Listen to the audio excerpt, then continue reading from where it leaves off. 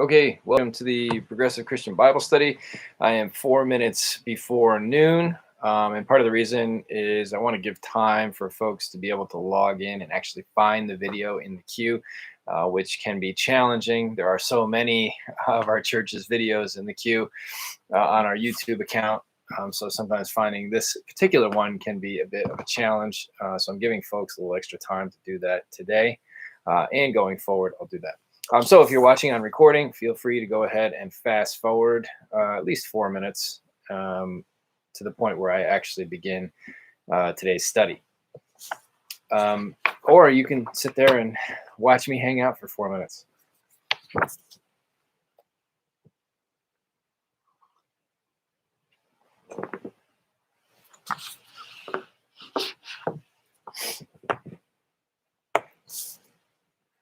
Maybe I won't just hang out. Maybe I'll talk. So I just got this catalog in the mail today. 2020 ministry 2020-21 ministry catalog for Fortress Press. Some of you may know that my forthcoming book will be published in Fortress Press sometime in the fall of this year. So they're sending me some information on other books that are being published along with mine this year. Just some fun facts about being a minister in a church. You never know what you're going to find in your office inbox.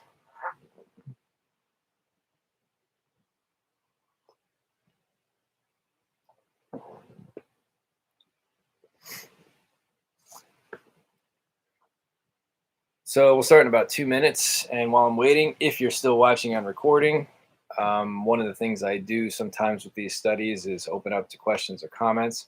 But of course, if you're watching on a recording, you can't do that in real time. So if you are watching on recording and you do happen to have questions or comments you'd like to share with me, just send me an email. You can send it through the office, and our administrative assistant will forward to me. It's office@fccithaca.org. Send a question or a comment. Maybe put in the subject line lectionary Bible study or progressive Christian Bible study or live stream Bible study, something like that, and it will get forwarded to me and I'll respond. We'll start in about a minute. And today's reading is from the Gospel of Mark. It's chapter 1, verses 29 through 42. So as you're logging on today, feel free to find that place in your Bible because we'll turn there in just a little bit.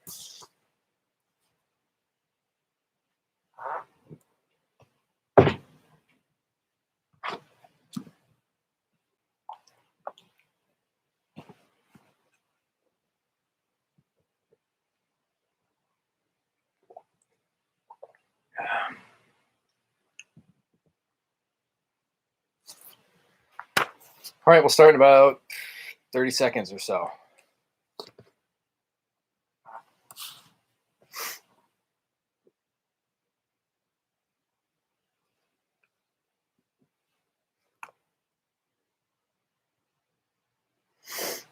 Okay, welcome to the Progressive Christian Bible Study. I do this most Thursdays, although just an FYI, I will not be doing it next Thursday, and I may not be doing it the Thursday following that, which is the Thursday right after Ash Wednesday. We'll see, but I will let you know. But definitely next Thursday, I will not be doing a live stream Bible study because I'm lecturing at Ithaca College that day, lecturing on apocalypticism, which is a fun topic. So today we're going to be looking at Mark chapter 1, verses 29 through 42. I'll get into that in just a moment, but just so you know, this coming Sunday is the 5th Sunday after Epiphany. It's, in fact, the last Sunday of the season of Epiphany, and the Sunday after that is Transfiguration Sunday, and then we're into Lent. But for this coming Sunday, the gospel reading cuts off prior to the healing of the man with a skin disease, sometimes called leprosy. Certainly in that text, it's called leprosy. Even though it's not modern day Hansen's disease, it's a variety of skin diseases in the ancient world. But I decided to add those extra three verses, verses 40 through 42, to today's reading. So I tacked on a few extra verses to the lectionary gospel reading for this coming Sunday. And I'll let you know why in just a bit. So let me begin with the first of the three P's. The three P's are prayer, perspective, and pieces of scripture. The first is prayer. And this is a prayer from a Book of Common Prayer, not the Book of Common Prayer. Common Prayer is a book for quote unquote ordinary radicals, and it was created by a bunch of folks throughout the world, some of whom have started what's called the Simple Way in Philadelphia, and they call themselves urban monastics. So it's sort of a modern day take on the monastic movement that dates all the way back to the 3rd century in Christian history. So this is a prayer from that prayer book. Things are topsy-turvy in your kingdom, O God.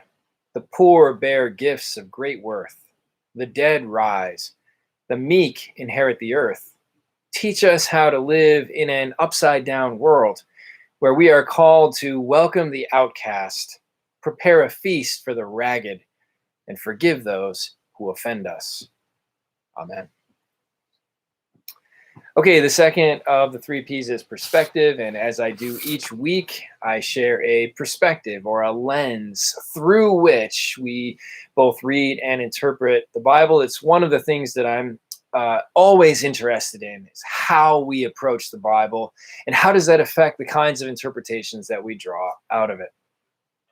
So today's perspective is drawn from a field that's broader than just biblical studies, but it has been used in biblical studies.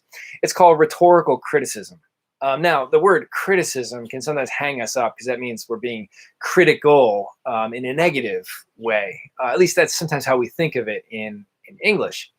But the word criticism or critical perspective goes back to a Greek word, kritikos, which means judging or discerning. So it's a certain way of approaching the Bible or any literary text, but the Bible for our purposes. So rhetorical criticism is a method of biblical interpretation that focuses on the biblical author's use of words to persuade readers. So it's a focus on their use of words to persuade readers. And there are lots of things that one can focus on when reading the Bible through the lens of rhetorical criticism. So you could look at the structure of argumentation in one of the New Testament letters, for example, and you could look at those letters through the lens of ancient classical rhetoric. So people have done this with the letter to the Romans, for example, or the letter to the Galatians, Paul's letter. So you could look at the Bible through the lens of the structure of an argument. And that works best in something like a letter. You could also use the lens of rhetorical criticism to look at how stories are organized in biblical books and see what the overall purpose of the writer, try to discern what the overall purpose of the writer is in organizing the stories in a particular way. This is especially useful in the Gospels. You could look at the order of lyrics in poetry or the word choice when it comes to lyrics in the poetry of the Psalms and see what kind of strategies the writers or the poets are using in order to persuade readers. What are they trying to persuade readers of, and how are they doing it through the use of word selection? You can look at the theology of the Hebrew prophets and see how they're deploying certain theological ideas in order to persuade readers of certain things. We're not actually going to get into it today, but for this coming Sunday, we will be looking at the lectionary reading for Isaiah chapter 40.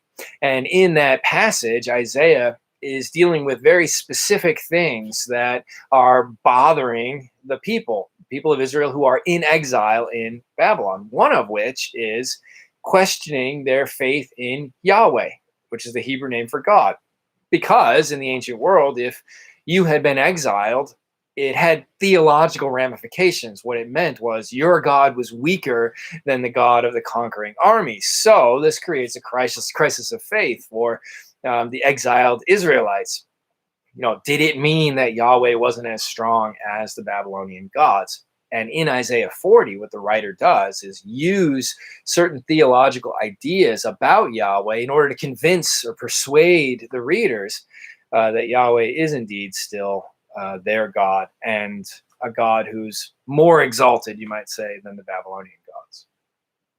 You could look at, when, again, looking through the lens of rhetorical criticism, you could look at the images that the writer of Revelation uses, which is the last book in the Bible, these apocalyptic images. And what is the writer trying to persuade the readers of, etc., etc., etc.? Rhetorical criticism is a pretty useful tool. So the field itself in biblical studies goes back to the 1960s, and a scholar named James Muhlenberg. One of the things he said was rhetorical criticism focuses on the rhetorical intentionality of biblical texts in their present literary form. Now, almost every word in that sentence is important. So this is a key statement because it means that rhetorical criticism focuses on the biblical texts as they are, or the biblical text as it is. It doesn't try to mine below the surface to probe the cultural context of a particular writing. You could do that, but that's not the primary focus. The primary focus is to examine the text as it is and to focus on your personal encounter with it as a reader. And in doing so, you're also trying to see and probe and understand what the biblical writers were up to when they wrote in the way that they wrote. And what were they up to in the sense of what are they trying to persuade their readers of? So it's about the encounter that you have and trying to discern just on the surface of the text, how it appears to you, what that writer might have been trying to do, what the strategies of that writer were. Another thing that James Muhlenberg said was the meaning and intentionality of a text can be found through a close analysis of the text itself, without, he said, extensive research into questions of social, historical, and literary contexts. So he's much more interested in the text as it appears to you, and a close analysis of the text itself. So less interest in the historical background, more interest in how the text presents itself. And one more thing that James Muhlenberg said, pay close attention to the rhetorical markers in a text, like shifts in speaker, repetition of words or ideas. One idea we're going to be looking at in just a minute is this idea of secrecy, or the secrecy motif that appears throughout the Gospel of Mark. Well, that's a rhetorical strategy that the writer of Mark is using. So what is that writer trying to persuade readers of by returning to this idea of secrecy, where Jesus tells demons and people to keep quiet and not reveal his identity? Why does Mark include that at key points throughout the gospel? So we're going to boil all this down to sort of plain English when we're talking about rhetorical criticism. The idea is that authors of texts, in our case, biblical texts, biblical authors, they have rhetorical strategies, which is to say that they can deploy certain techniques, certain uses of language and stories that reveal their intentions and their perspectives. Or, to put this more bluntly, biblical writers have agendas when they're writing. And those agendas can be detected by reading the surface of the text, just by allowing the text as it presents itself to you, allowing it to speak to you. And then you can start to detect some of the strategies at work that the biblical writers are using. So I mentioned this secrecy motif a little bit ago. So in New Testament scholarship, it's called the quote-unquote messianic secret. And what this is a phenomenon in Mark's gospel whereby Jesus orders demons and people to keep silent about him after he performs a miracle or an exorcism. He tells the person he's healed, or the person out of whom he's pulled a demon, he tells that person, and even sometimes tells the demons themselves, to keep quiet, not say anything more about his identity. So we see this throughout Mark's gospel. So in chapter 1, verse 34, Mark says, Jesus would not permit the demons to speak because they knew him. In the text we're going to look at in just a little bit, we're actually cutting it off at verse 42. But if we were to read through verse 44, after Jesus cleanses the man with the skin disease, he tells the man to say nothing more about what happened to him. Keep his mouth shut, in short. In Mark chapter 3, Mark writes, whenever the unclean spirits saw Jesus, they fell down before him and shouted, "You are the Son of God." But Jesus sternly ordered them not to make him known. And then when it comes even to the disciples in Mark chapter 8, there's that story where Jesus sort of muses with the disciples, who do people say that I am? And they say, well, some say you're John the Baptist, others say you're one of the prophets. But who do you say that I am? Jesus puts them on the spot. And Peter replies, "You are the Messiah." And then Mark inserts, and he sternly ordered them not to tell anyone about him. Another example of a secrecy motif that appears throughout the gospel. One more story. After Jesus is transfigured on the mountain, he's up there with a few of his disciples. As they're coming down from the mountain, Mark inserts, Jesus ordered them to tell no one about what they saw. Now, these are just a few examples, and there are several others in Mark's gospel where Jesus orders people not to say anything about him. So the question is, why? Why do this? Why does Jesus constantly tell demons and characters not to say anything? Now, returning to rhetorical criticism, it looks at or uses this lens of rhetorical criticism. When you read through it, you look at these examples and you don't try to trace them back to Jesus necessarily in a historical sense. In other words, the idea behind rhetorical criticism is not to probe the historicity of these stories and sayings. It's not to try to say, well, did Jesus actually say this to the disciples, and try to prove that historically. That's not the interest. The interest of rhetorical criticism is to take the text as it is, as it presents itself to us. So rhetorical criticism focuses on the literary function of secrecy in Mark's gospel. It's part of Mark's agenda or Mark's strategy. Now, the history of the quote-unquote messianic secret goes back to 1901 and a scholar named William Vrede. He was really the first to develop this idea. And prior to him, and this goes all the way back to Papias of Hierapolis, an ancient bishop in the early church, all the way back to that point, and then pretty much dominating throughout Christian history, there was this assumption that Mark's gospel was just this sort of scattered collection of stories and sayings. It didn't really have any narratival unity. Well, Vrede comes along in 1901 and says, wait a second, that's just not true. And he was the first to detect this messianic secret. And what he proved, even though most people don't buy into his overall theory of what the messianic secret means, but what he did was transform scholarship to realize, wait a second, Mark's gospel actually is a literary unity. You can read it through the lens of rhetorical criticism, and you can come up with an idea about the overall rhetorical strategy of the writer. Now, when it comes to this secrecy motif, what Vrede and some of his immediate followers in scholarship said was that this secrecy idea in Mark reflects a tension between the belief in the early church that Jesus was the Messiah, but the unmessianic character of his ministry. So there's a tension there. So early Christians believed he was the Messiah, and yet the kinds of things that he did and ultimately dying on a cross didn't seem very messianic. So the way that Vrede explained this was to say, well, Jesus was trying to keep everybody silent during the course of his ministry because he didn't want any false notions about his messiahship to emerge. So secrecy is basically a literary device that Mark uses to signal to readers that there is more to this story of Jesus as a Messiah than simply his ability to perform miracles. In fact, the climax of the story is his death on the cross. And some people have even said that Mark's gospel is a giant prologue to a passion story.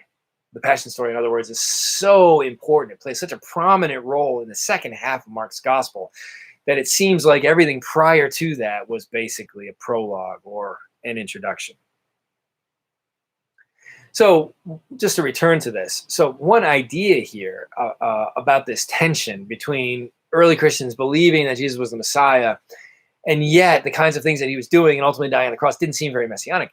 Returning to that idea, um, basically, Jesus was living a kind of concealed messiahship in the Gospel of Mark. He's trying to conceal it because he didn't want people to assume that he was a political king that would ultimately lead an insurrection against the Roman Empire. Political, military, these sorts of things, assumptions about kingly power that sometimes got tacked onto this notion of being a Messiah.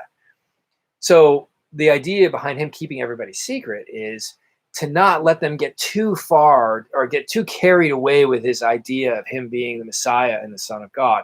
He's trying to, tamp that down because he knows the climax of his ministry is going to be a death on the cross. It's not going to look like what anyone expected when it came to this notion of being the Messiah.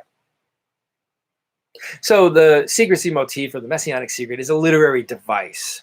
And as we're reading this gospel, and we keep seeing Jesus over and over tell people to be quiet, the idea, I think, or the strategy that Mark is trying to get at here is to cause us as readers to start asking in our own minds as we're reading, why does Jesus keep telling everyone to keep quiet?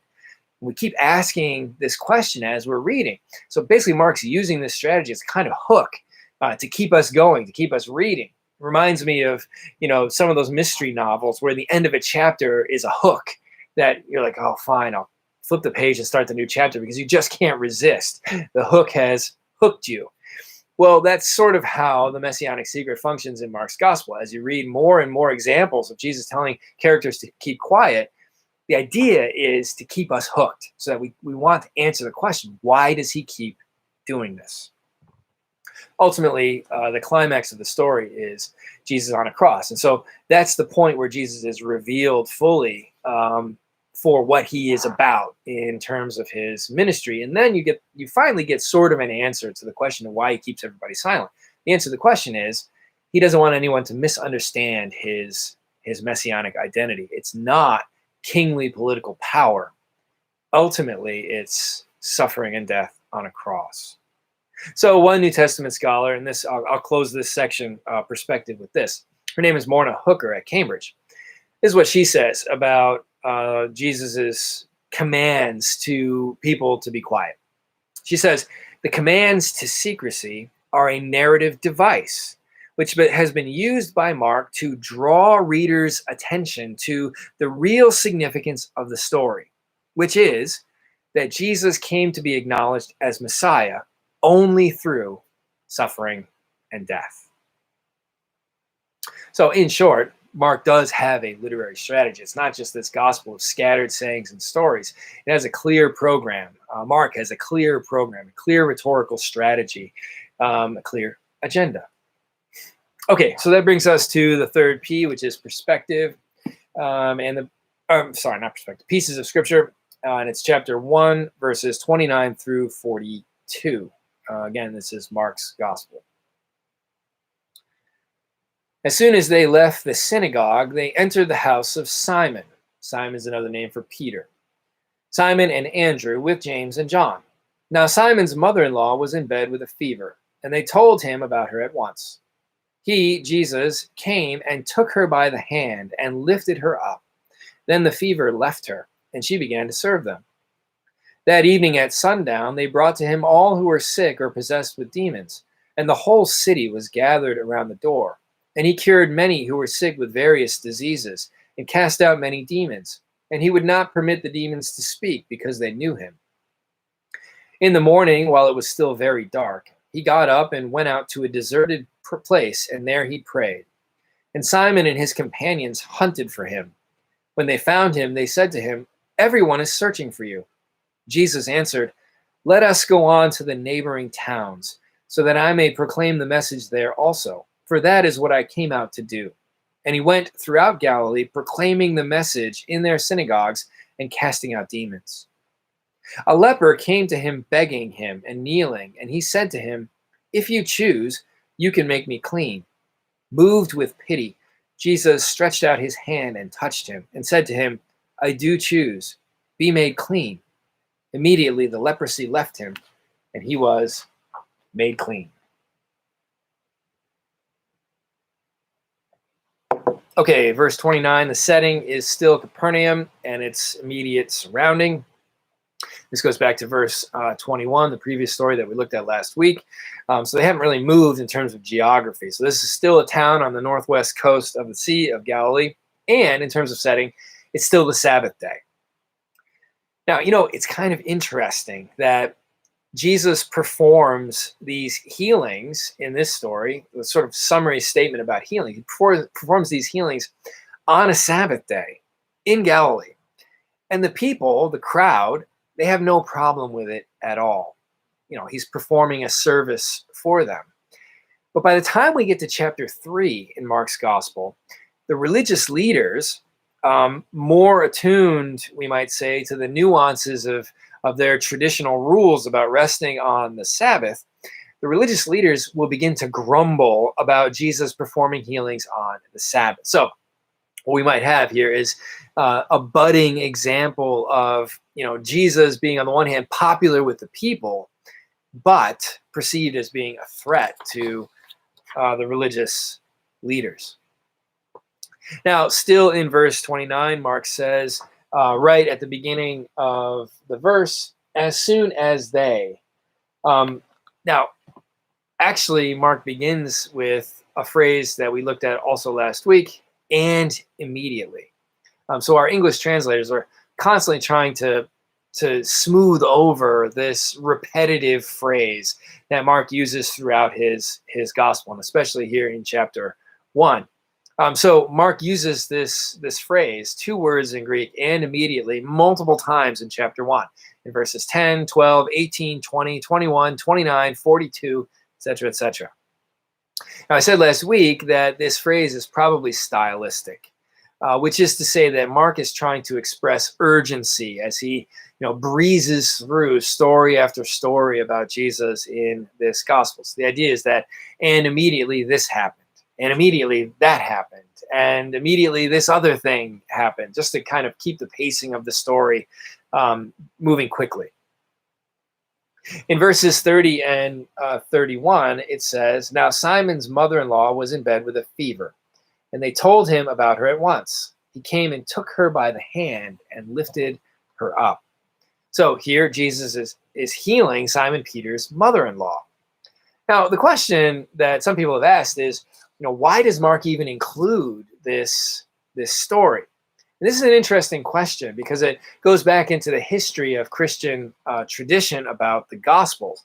So I mentioned Papias of Hierapolis, the bishop of Hierapolis, in the 2nd century, at least according to later church tradition, as preserved in the 4th century historian Eusebius, who preserves the writings or the comments by this guy named Papias. According to Papias, when he's commenting on the Gospels, he says that the Gospel of Mark was an interpretation of the teachings of Peter, or teaching of Peter about Jesus. So the connection is between Mark the writer and Peter the apostle. So this goes back a long way in church tradition. So all that to say that maybe the reason why Mark includes this story about Peter's mother-in-law being healed by Jesus is because it was an important story to Peter. And in church tradition, Mark preserves the stories that Peter told him about Jesus, Peter being the eyewitness testimony. So again, perhaps Mark includes this story because it was a story that was important to Peter. Now, notice how Jesus heals in this story. Mark says he took her, Peter's mother-in-law, by the hand and lifted her up. The stories we looked at last week, Jesus, cast out demons with a word. And there are other examples in the Gospels where Jesus heals with a word. Let it be according to your faith. But here, he heals through touch. And then when we get a little further along to the cleansing of the man with the skin disease, Jesus stretched out his hand and touched him. So these little nuances in the Gospels, I think, add flavor and color to the stories. The whole idea that in one sense Jesus can just speak the word, but in another sense it's more important for him to do something else in addition to speaking the word. That something else being maybe touching the person in a compassionate way. Verse 32 begins, that evening at sundown. So this is the conclusion of the Sabbath day at sundown. So it runs from Friday at sundown to Saturday at sundown. So this is the end of the Sabbath. And then right after that, we are told by Mark that people in the town were carrying their sick loved ones to Jesus. Now that's an interesting little nuance in the story. These folks waited until sundown to do it because they would have broken Sabbath law about resting had they carried their loved ones to Jesus during the Sabbath day. One of the prohibitions, at least according to rabbinic Jewish tradition, is that you're not allowed to carry on the Sabbath. So they're good Sabbath-abiding people here, waiting until sundown before they carry their loved ones to see Jesus. Verse 33, Mark says, the whole city came to Peter's house to see Jesus. This is almost certainly hyperbole, but the idea here is that Mark is emphasizing the popularity of Jesus, which is going to become a problem for him, as we'll see in just a moment. Verse 34 says he cured many, and he exorcised many demons. Now, when we're thinking about this from the perspective of English, that sounds very restrictive. It sounds very exclusive, like only some in the whole group. Might have been many, but it wasn't everybody had the demons cast out and were cured. But the word many, even though Mark is writing in Greek, he's preserving some quote-unquote Semitic ideas from Hebrew and also Aramaic. And in those linguistic traditions, the word many was considered to be an inclusive term, not an exclusive one. So the idea here is that Jesus healed all who came into contact with him without exception. So a little nuance there that it's hard to preserve in English because we have certain ideas about what the word many might mean. It sounds exclusive to us, but in context, it's more of an inclusive term. Now, still in verse 34, Mark says Jesus would not permit the demons to speak because they knew him. So this is the messianic secret idea. One example among many others in Mark's gospel where Jesus orders individuals or people or characters to keep quiet. And the idea here, I think, is that if Jesus had let these demons carry on, talking about who he is, word would have spread even further that he was both Messiah and Son of God. Because the demons keep saying, you are the Holy One of God, or you are the Son of God. And both of these terms and phrases, so Messiah and Son of God, both of them were used of kings in ancient Israel. So people in the crowd might get the wrong idea about what kind of Messiah he was going to be and what kind of quote-unquote king he was going to be. Hence the importance of the secrecy motif. He's trying to tamp that down because he knows that ultimately the climax of his ministry is going to happen on a cross and not in the way that many folks expected, not certainly a political kingship. So we, the readers, at this point in the story should be asking ourselves, why does Jesus keep telling everyone to keep quiet? That's kind of the rhetorical point that Mark is making for us, or raising for us, so that it keeps us hooked as we continue to read. Why does he keep doing this? Why does he keep telling them to keep quiet? And we know, because I've been sharing it with you, he's doing that because he's trying to steer them away from certain understandings about what a Messiah or a king should be. Okay, verses 35 through 39. In the morning, while it was still very dark, he got up and went out to a deserted place, and there he prayed. And Simon and his companions hunted for him. When they found him, they said to him, "Everyone is searching for you." He answered, "Let us go on to the neighboring towns, so that I may proclaim the message there also, for that is what I came out to do." And he went throughout Galilee, proclaiming the message in their synagogues and casting out demons. So Jesus just has this glorious moment in his ministry where the whole city is showing up, and people are being healed, demons are being cast out. His popularity is increasing. And Mark tells us the next morning, he gets up super early while it's still dark out, and he goes to a quote unquote deserted place to be by himself. Now, Mark wouldn't narrate this unless it was important. So I think the key to understanding why Jesus does this, why he departs to be by himself after this height in his ministry the night before, I think the key is in the hyperbole in verse 33, the whole city was gathered.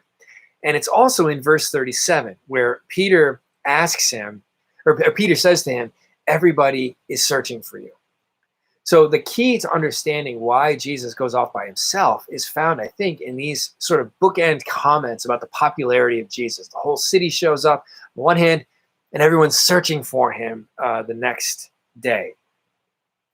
So I think he goes out to be alone because he's wrestling with his mission. He could have stayed in Capernaum. He could have, set up shop, a healing shop, hang a shingle on the door, come inside for a healing or for a special exorcism. He could have done that, have his own shop, his own little healing network. He may have even franchised it at some point. And he could have lived a nice, comfortable life as a town doctor, so to speak. But I think he knows at this point, and he's wrestling with it, I think he knows that he is destined for more than that. And so he goes off by himself to clear his head. Mark says he's in a deserted place. Now that's the exact same, it's one word in Greek, same word that's used in verses 12 and 13 earlier in chapter 1. There it's translated as wilderness. And he goes into the wilderness there. He's sort of hurled out there by the Spirit of God.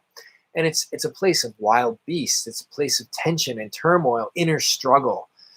And so Mark is deliberately using that word again here to indicate that Jesus is in this moment of internal struggle. It's a challenging moment. It's like being in a wilderness. And he's trying to figure out what he needs to do next. Verse 38, Jesus replies to the disciples. So now the disciples have been hunting for him, and they said, "Everyone is searching for you." He replies to them by saying, "It's time to go." They're not going to stay in Capernaum.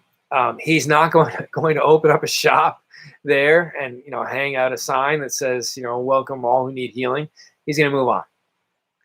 So another aspect of Jesus' struggle may have been the knowledge that if he moved on and expanded his ministry, eventually he was going to get himself into trouble. So I think he's in this moment of temptation here. Either settle down and live a fairly quiet life as a popular town doctor, or head out, expand his movement, and ultimately risk his life. So that brings us to verses 40 through 42. Again, these are the verses that I've tacked on to the end of the lectionary reading. A leper came to him begging him and kneeling, and he said to him, "If you choose, you can make me clean." Moved with pity, Jesus stretched out his hand and touched him and said, "I do choose, be made clean." Immediately the leprosy left him, and he was made clean. Okay, so I wanted to include these verses for a particular reason, because I think they tell us something about the immediate effect of Jesus' decision to expand his ministry. Had he stayed in Capernaum and set up a healing shop, he would never have met this man with the skin disease. In other words, he had to go out. And in going out, all of a sudden, he encounters somebody like this man with the skin disease. And maybe there's a lesson in there for us that we can't always predict what will happen when we make pivotal decisions in our lives. But sometimes our decisions open up unanticipated opportunities to change the lives of others. Our decisions can have positive ripple effects in the lives of others. And I would say that this is probably even true when we make tiny, seemingly insignificant decisions on a daily basis. Do I go to Wegmans this morning at 8 o'clock, or do I wait until this afternoon at 4 o'clock? Who knows who or what we might encounter that could have a ripple effect and positively impact the lives of others. Just a simple decision, and things can have a ripple effect. Now, about the healing itself, there are two things that I want to emphasize, both the touch and the words. And also, I want to bring back the notion that I introduced to you last week from medical anthropology, which is a distinction between curing a disease and healing an illness. So in this story, Jesus cures the disease, the skin disease. He says, be made clean. But he also heals the social illness. So there's a stigma that goes with having a skin disease in the ancient world. You would be isolated, perhaps part of a quote unquote leper colony, not allowed to mingle with ordinary people. So there's an immediate barrier between you and, quote unquote normal people. So part of the social illness is being ostracized and not being touched. And here, Jesus heals that social illness by, as Mark says, stretching out his hand and touching the man. And Jesus did it because, says Mark, he was moved with pity. Now, the word Mark uses there is one word, but it means something like Jesus felt it in his guts. He felt this man's pain, not just the physical ailment, but he felt the social ostracism that this man was going through. He was moved with pity. He felt it in his guts. And that's why he doesn't just say the word, be made clean, reaches out his hand and touches him. So Jesus deals with both aspects of what medical anthropology talks about. He deals both with the disease and the social illness. So maybe an overall lesson for us from all of these stories is to be open to unexpected surprises in our daily lives. Someone might cross our paths today even. And if we can treat them with compassion and grace, we just might have a positive impact on their lives. And I think one of the reasons why Mark narrates the stories in the order that he does here is to illustrate this point, that had Jesus stayed in Capernaum, he would never have touched the life of this man with the skin disease. But precisely because he makes the decision to move out, all of a sudden, he encounters this man and transforms the man's life. Okay, I'll save a minute or so if you have a question or comment you want to put in the chat window. Otherwise, I will see you in possibly 2 weeks. We're definitely not going to meet next week because I'm lecturing at Ithaca College.